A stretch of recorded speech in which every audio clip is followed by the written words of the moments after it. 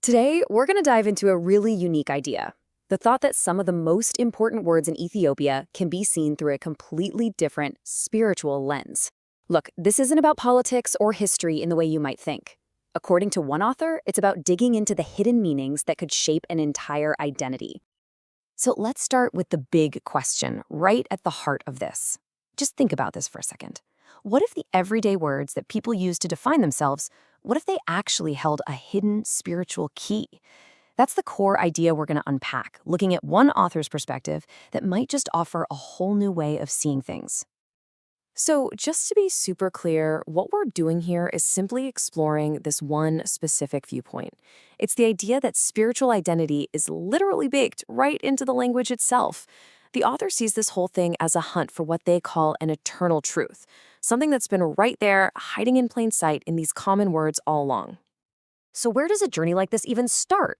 Well, according to this text, it doesn't begin with some big national movement. Nope, it starts much, much smaller. It all begins at the micro level, with just one person having this huge, profound moment of realization. And that brings us to our first term, Mieraje-a.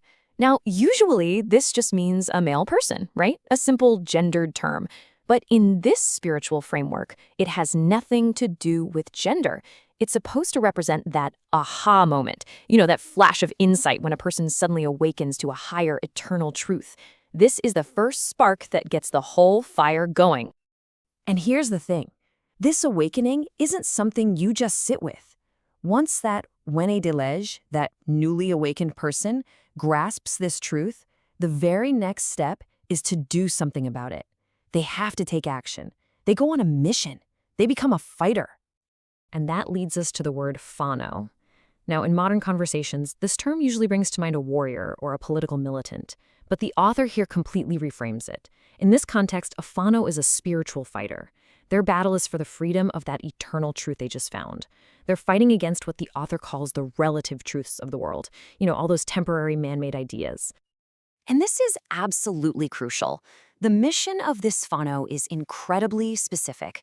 They fight for the freedom of a higher truth. They exist to challenge all the temporary ideas of the world.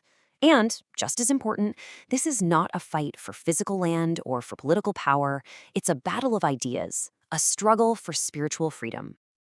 Okay, so let's just quickly put those first two pieces together. It's a pretty clear path, right? Step one is the spark, the Mieraje, when one person wakes up.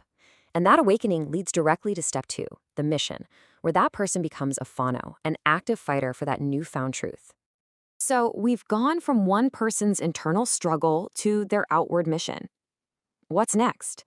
Well, now we zoom out, because that individual journey starts to create a collective identity. And this brings us to the redefinition of one of the most significant terms of all, Amhara.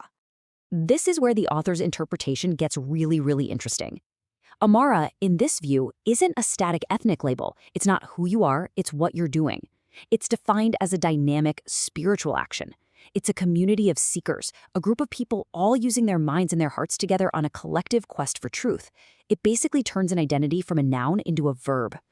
Now, you might be wondering where this idea comes from. Well, the author doesn't just invent it. They try to ground this interpretation in a specific source, arguing that the original meaning actually comes from a Quranic verse.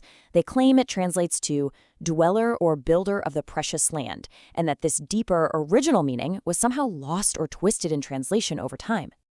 Okay, so we've got these awakened individuals. They form a collective of seekers. But what's the point? What are they all working towards? What is the ultimate goal of this entire journey? The end goal is huge, and it's totally metaphorical. They are trying to build the Bitzel Maimore, which translates to the house of the supreme being. But this isn't a physical building. It's a state of being, a shared collective consciousness where everyone is tuned in to that one single divine eternal truth. And I really want to hammer this point home because it's so important to the author's idea. We are not talking about bricks and mortar. This house is a shared spiritual state. It's a unified awareness that this community is trying to build together. Now, just when you think this is all getting a little too abstract, the author brings it right back down to earth. They say this entire spiritual project has a real physical origin point. They point directly to the region of Wollo, specifically South Wollo, as the place where the very first spark of this awakening happened. So Wollo isn't just a location on a map, it's the spiritual cornerstone for this whole idea. So let's just walk through that entire path one more time, from start to finish. It's actually a pretty logical flow.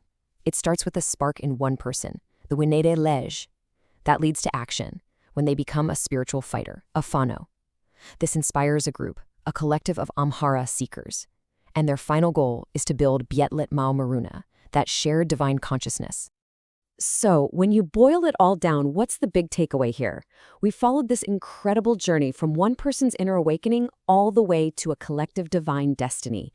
And the whole thing is unlocked simply by looking at a few very familiar words in a completely different light. Which leaves us with one last really powerful question to think about. How is it possible that just changing the meaning of a single word could hold the power to reshape an entire story, a collective identity, and maybe even a people's destiny?